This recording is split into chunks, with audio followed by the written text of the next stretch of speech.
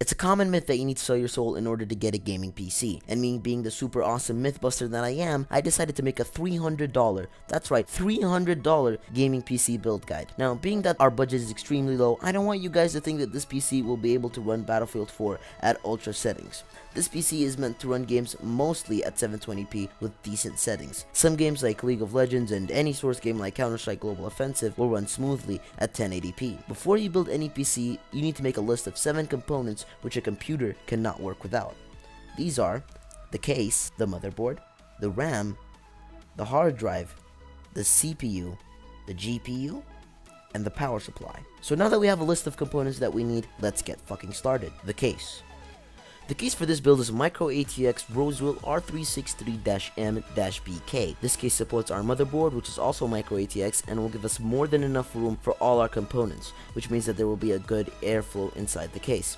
We're also hitting 2 birds with 1 stone here, since this case also comes with a 400 watt power supply. Now, I don't recommend trying to overclock the CPU or GPU with this power supply, since it's only 400 watts, but it still does provide enough wattage for all the components in the computer to run well. The price? $50. The motherboard. The motherboard for this build is the MSI H81M-E33.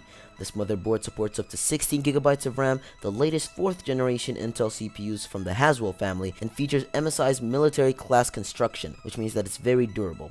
It can also support 4K resolutions if you have the hardware for it. Overall, this board has everything we need and can also allow us to upgrade in the future should we see fit. The price is $49.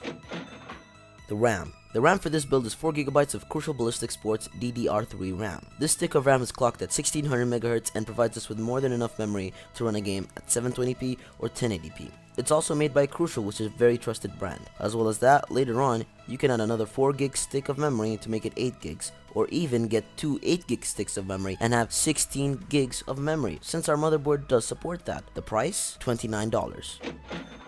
The hard drive. The hard drive for this build is a 500GB Seagate Barracuda. You really can't go wrong with this hard drive, as it's made by a trusted brand and has a read and write speed of 7200 RPM. It also has more than enough space for the games that this computer is meant to play. The price? $44.50. The CPU.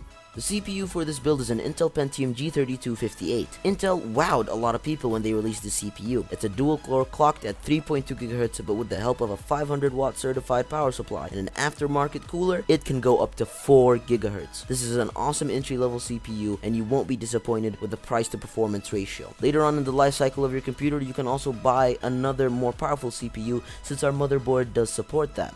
The price? $70. The GPU. The GPU for this build is an MSI Radeon R7240 with 2GB of DDR3 RAM.